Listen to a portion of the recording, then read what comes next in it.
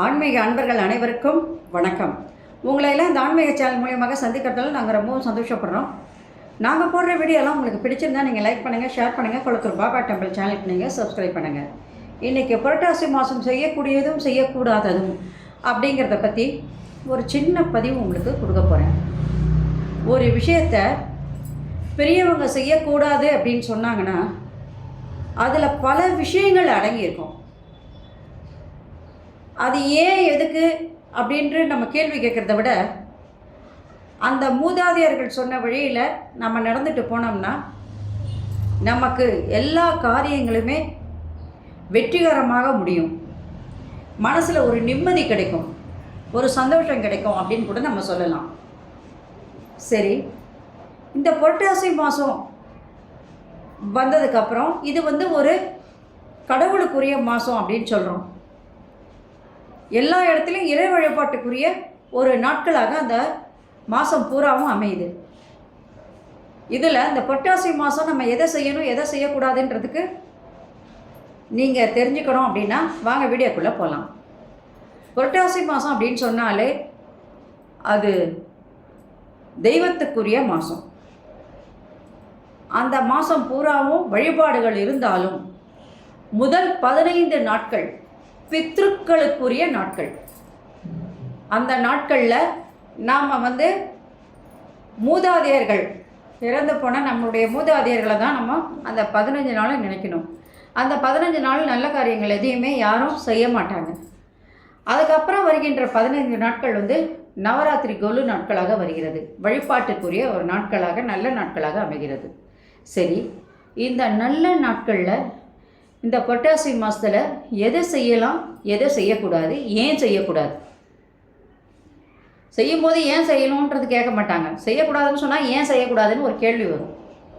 அதனால் முதல்ல எதை நம்ம செய்யலான்றத முதல்ல பாருங்கள். ஒரு குழந்தை பிறந்திருக்கு, அதுக்கு காது குத்தி மொட்டை அடிக்கணும்னு நினைக்கிறாங்க.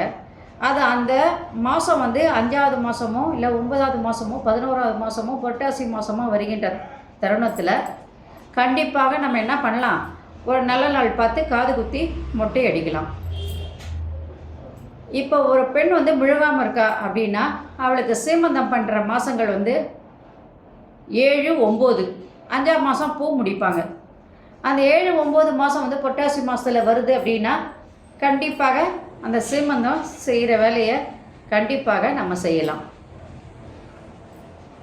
சாமியினுடைய அந்த விஜயதசமி அன்னைக்கு, அதுவும் புரட்டாசி மாதத்தில் வருதுன்னு சொல்லும்போது நாட்டியம், நடனம், பாட்டு இதெல்லாம் பல கலைகள் இருக்கும். இந்த கலைகளை எல்லாம் கற்றுக்கணும்னு சொல்கிறவங்க கண்டிப்பாக அந்த நல்ல நாள் பார்த்து ஒரு நாளில் அந்த பள்ளிகளில் போய் நம்ம சேரலாம். முக்கியமாக ஸ்கூலுக்கு போகிற முதல் குழந்தைங்களை கொண்டு போய் விஜயதசமி அன்னைக்கு சேர்ப்பாங்க. சரஸ்வதியினுடைய நாள், நல்ல நாள். அந்த நாளில் போய் சேர்த்தா குழந்தைங்க நல்லா படிப்பாங்க அப்படின்றதுனால அந்த நாளில் கொண்டு போய் குழந்தைங்கள சேர்ப்பாங்க. அந்த மாதிரி விஷயங்கள்லாம் செய்யலாம். இப்போ கல்யாணம்னு பார்த்திங்கன்னா 60ஆவது கல்யாணம், 70, 80ன்னு முதியவர்களுக்கு வரும். அந்த தம்பதியர்கள் அவ்வளோ நாள் ஒத்துமையாக இருந்து ஒரு குடும்பம் நடத்துகிறாங்கன்னா அது பெரிய விஷயம். அதில் ஒரு கல்யாணத்தை நடத்துகிறாங்க. அந்த 60, 70, 80, 100ன்றதில் கல்யாணம் செய்கிறாங்கன்னு சொன்னால் நம்மெல்லாம் அவங்க காலில் விழுந்து வணங்கக்கூடிய ஒரு நல்ல நாளாக தான் அது இருக்கும்.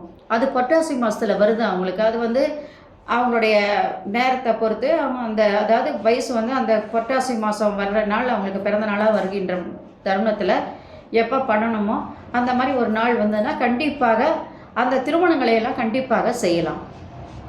ஒரு பெண் பெரிய பெண் ஆகிட்டா, அவளை வீட்டுக்கு அழைச்சிக்கணும் அப்படின்னு சொல்லும்போது அந்த பொண்ணை புரட்டாசி மாதத்தில் பெரிய பொண்ணாயிட்டா அவளை வீட்டுக்கு அழைச்சிக்கணும்னு சொல்லும்போது 9ஆவது நாள் 11, 15 அப்படின்னு ஒரு நாள் பார்த்து குழந்தைய உள்ளே கூப்பிட்டுப்பாங்க. அந்த தலைக்கு ஊற்றி அந்த பொண்ணை அந்த தீட்டு கழித்து உள்ளே கூப்பிட்டுக்கிற நாள் புரட்டாசி மாதமாக இருக்குமா இருந்தால் கண்டிப்பாக அதை செய்யலாம். அதில் எந்த தவறும் கிடையாது. இப்போ ஒரு குழந்தை புரட்டாசி மாதமே பிறக்குது அப்படின்னு சொன்னால் அந்த குழந்தைக்கும் பேர் சூட்டுறதோ இல்லை அந்த குழந்தையும் என்ன பண்ணுவாங்க, அதுக்கும் தீட்டு கழித்து உள்ளே கூப்பிடுவாங்க இல்லையா, குழந்தையும் அம்மாவையும். அந்த நாளும் நம்ம புரட்டாசி மாதத்தில் நல்ல நாளாக பார்த்து அவங்களுக்கு பேர் வைக்கிறதோ எதுவும் செய்கிறீங்களோ அதெல்லாம் நீங்கள் அந்த புரட்டாசி மாதத்தில் கண்டிப்பாக செய்யலாம். அதனால் இந்த மாதிரி விஷயங்களை எல்லாம் நீங்கள் புரட்டாசி மாதம் செய்யலாம். எது செய்யக்கூடாது, ஏன் செய்யக்கூடாது அப்படின்னு பார்த்தீங்கன்னா, இப்போது முதல் திருமணம் ஒரு ஆண் பெண், ஒரு பெண்ணுக்கு வந்து மாப்பிள்ளை பார்க்குறாங்க, மாப்பிள்ளை முடிஞ்சிடுச்சு, சரி கல்யாணம் பண்ணலாம் அப்படின்னா அந்த புரட்டாசி மாதத்தில் அந்த கல்யாணத்தை செய்யக்கூடாது. முதல் திருமணங்களை வந்து மற்ற நாளில் செய்யலாம், புரட்டாசி மாதம் செய்யக்கூடாது. இப்போ வீடு கிரகப்பிரவேசம் போகிறோம் அப்படின்னு சொன்னால் அந்த வீடு கிரகப்பிரவேசம் பண்ணுறது வந்து கண்டிப்பாக புரட்டாசி மாதம் செய்யக்கூடாது. பால் காய்ச்சதோ வீடு கிரகப்பிரவேசம் பண்ணுறதோ செய்யவே கூடாது.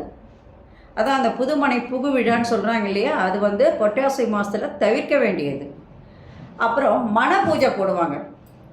அந்த மன பூஜை போட்டு முதல்ல வேலையை ஆரம்பிக்கலான்னு சொல்லும்போது அந்த மன பூஜை கூட புரட்டாசி மாதத்தில் செய்யவே கூடாது.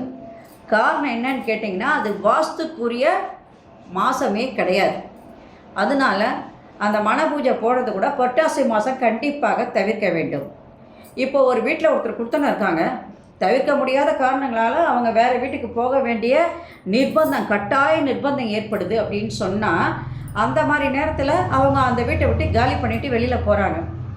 அப்போ அவங்க என்ன பண்ணணுன்னா, பெருமாளுக்கு ஒரு காணிக்கையை முடித்து வச்சு அதுக்கப்புறம் என்ன பண்ணலாம், வேறு வீட்டுக்கு போய் பால் காய்ச்சி குடி போகலாம். அதே மாதிரி வெளிநாட்டிலேருந்து சில குடும்பங்கள் வந்து அங்கேருந்து ட்ரான்ஸ்ஃபர் ஆகி ஊருக்கு வருவாங்க. அவங்க சொந்த ஊருக்கு வரும்பொழுது அவங்க சொந்த வீட்லேயோ இல்லை வாடகை வீட்லேயோ கொடுத்தன போக வேண்டிய கட்டாய சூழல் இருக்கும். அப்படி இருக்கிறவங்களும் சாமிக்கு ஒரு காணிக்கையை முடித்து வச்சுட்டு அதுக்கப்புறம் கொடுத்தனம் போகலாம். இதெல்லாம் மற்றவங்களாம் நாங்களாம் அவங்களாம் போகும்போது நாங்களும் ஒரு காணிக்கையை வச்சுட்டு புது வீட்டுக்கு புதுமனை புகுவிழா செய்யக்கூடாதா அப்படின்னு கேட்கக்கூடாது. அது செய்யக்கூடாது. செஞ்சால் அது சரியாக வராது. அதனால நம்ம ஒரு இடத்துக்கு போகிறோம், ஒரு வீட்டில் போய் கொடுத்துன்னு இருக்கிறோம், ஒரு வீட்டில் வந்து புது வீட்டுக்கு போகிறோம் அப்படின்னா அந்த வீட்டில் வாழ்வாங்கும் வாழணும். எல்லா விதமான செல்வங்களும் ஐஸ்வர்யங்களும் நம்மளை வந்து சேரணும்.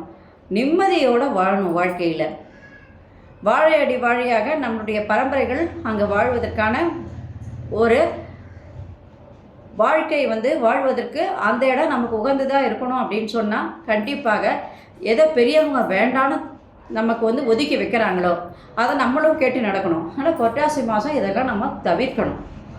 இந்த மாதிரி செஞ்சோம்னா கண்டிப்பாக வாழ்க்கையில் நல்ல ஒரு நிலைமைக்கு வருவதற்கு இறைவன் நமக்கு கண்டிப்பாக அருள் கொடுப்பார் அப்படின்னு தான் சொல்லலாம்.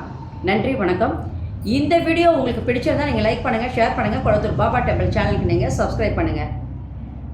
மறுபடியும் வேறு ஒரு தலைப்போடு உங்களை சந்திக்க நான் வரேன். நன்றி, வணக்கம். ஓம் சாய்ராம். ஹரஹர மகாதேவா. ஓம் ஹரிஹரி. நன்றி, வணக்கம்.